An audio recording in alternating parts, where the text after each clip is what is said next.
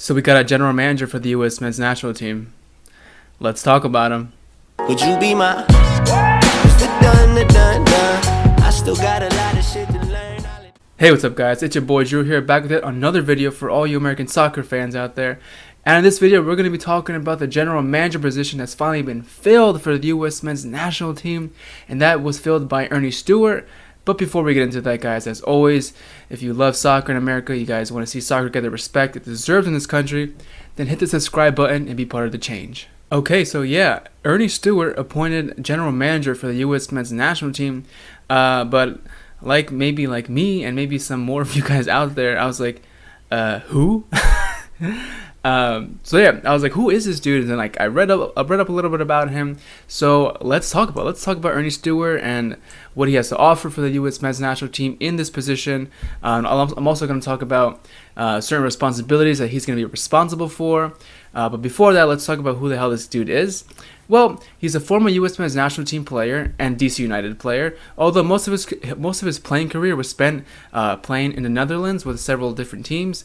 After his playing days came to an end, he spent 12 years as a sporting director, with the Philadelphia Union being his last job. He was there since 2015. So he's coming off that work environment. Now he was Philadelphia Union. Now he is the general manager for the U.S. men's national team. So what is this position? What is a general manager for the U.S. men's national team? Why do I keep saying that in a bunch? I could just say GM. I'm just going to say GM for the rest of the video because that will prevent me from stuttering so much.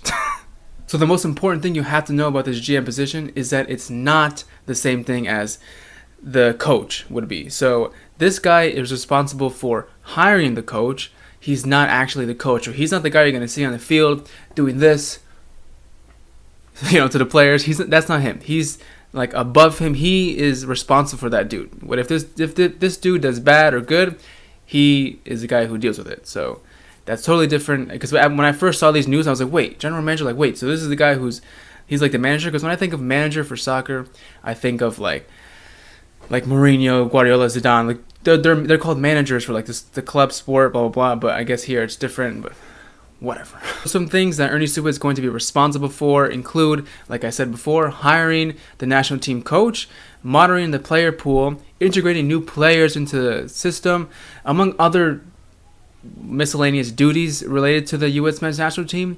And his reach in this position will only go to the U.S. men's national team. It's not going to go beyond that. It's not going to go to the women's side. It's not going to go even to the youth level. At least at this point, it's not going to go to the youth squads because it's that's the way it's being received. A lot of people think that a lot of the responsibilities that this GM position has could be responsibilities of the coach. So hopefully that doesn't interfere with whoever he hires. Hopefully there's no backlash, no butting heads, because that would be just terrible for not just the team but for the whole soccer environment in this country. So hopefully that is preventable. This GM position is fairly new. They just created it, this new board of directors for the American Soccer whatever association thing. They just created this position, so it's very new. Why does the lighting keep fucking up? I hope you guys don't see that, but I do it. Okay. Anyway, ADD is getting me off track. Like I said, this position is very new. We're just gonna have to wait and see how it goes about. I'm sure in the coming future, when he hires a coach and everything's getting settled in, that they'll change the responsibilities of the GM and maybe give him more responsibilities or give him less responsibilities or just change the things he's responsible for. I'm hoping that they eventually change it, that he can be responsible also for the youth squads and youth development, because we need someone there to monitor that. It can't just be the coach doing this whole thing.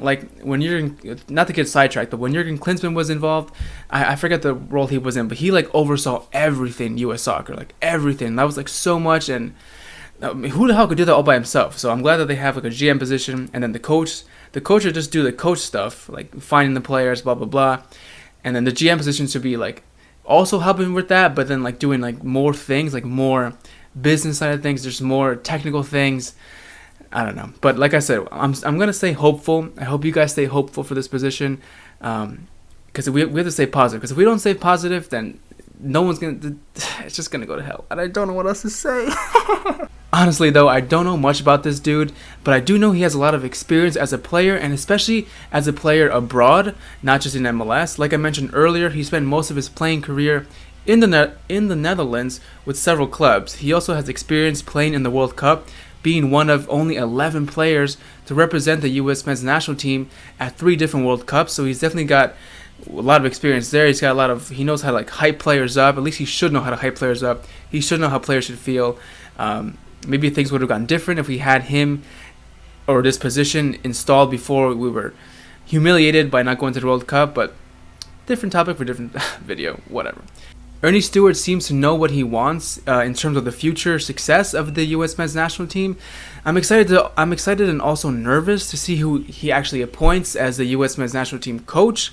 Whoever it is, they will, like I said before, they will need to be on good terms with each other, have a good relationship, have a good working relationship, especially since they're going to be working so close together, at least like working on the same things together. So if there's a bad connection, there's a riff, or there's like an argument or something, like it has to be resolved fast. Like we can't have like this negativity between the general manager and the coach, because then no one's going to win, especially the fans, because then we're never going to see the U.S. men's national team expand more than it is now. We're never going to see it succeed more than it is now. But like I said, you guys have to stay hopeful for this. I'm going to stay hopeful. I'm going to try. I know there's a lot of there's 50-50 split for when it comes to American soccer. A lot of people want it. They want so much change to just be just like European teams, but then there's some people out there who don't want to copy them. Let's just do our own thing. And for me, I'm kind of in the middle. There's a lot of things that the European leagues or just countries in general do that I really approve of. I really approve promotion relegation. I'm really big for that. I approve of everybody playing soccer since their birth. There's just a lot of things I really approve of, and I'm fond of that the Europeans in other countries and leagues do that we don't. But then there's also some things that I like that the other people don't. I've said I hated it before, but I like the playoffs. I kind of like the draft, but not really. It's kind of annoying to an extent. But I do see the point that we should do our own thing. We should be our own identity, because it's honestly, it's too late to go back. We've already established soccer as soccer here, and we have our own form of football, so everything that's involved with soccer is already established here, so it's going to be very hard to change that, because it's been so rooted into American culture already. Everyone knows soccer is not the most popular sport in this country, but it can be. There's definitely potential there. Americans have a lot of passion for sports, there's no doubt about that. We're probably one of the most passionate sports fan in the whole world, so we've got the passion there, and that's what Ernie is really hoping to bring out of everybody just for soccer, though. He's really trying to build a passion for success here, like he said. Earnie Stewart, if you're watching this, man, I'm rooting for you, bro. I'm rooting for what you quoted here. You want to build a culture of success, and with the ultimate goal of the U.S. men's national team becoming a world champion. So I'm hoping for that. I'm really hopeful for that. I'm rooting for you. That's all I can say. And I hope you bring us a lot of success. And if you're watching this video, be sure to hit the subscribe button and hit that like button too. Help a brother out. We both have the same goal, to grow soccer in America and to grow the U.S. men's national team's success. So don't forget, bro.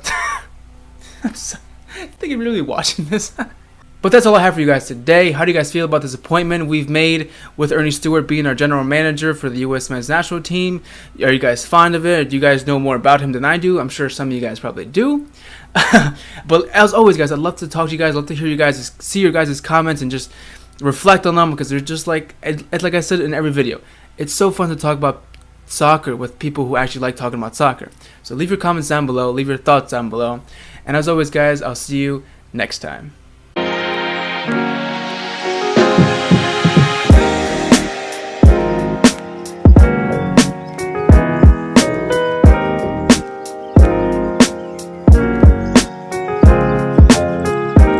Fans out there. And in this video, we're going to be talking about the appointment of... Fuck.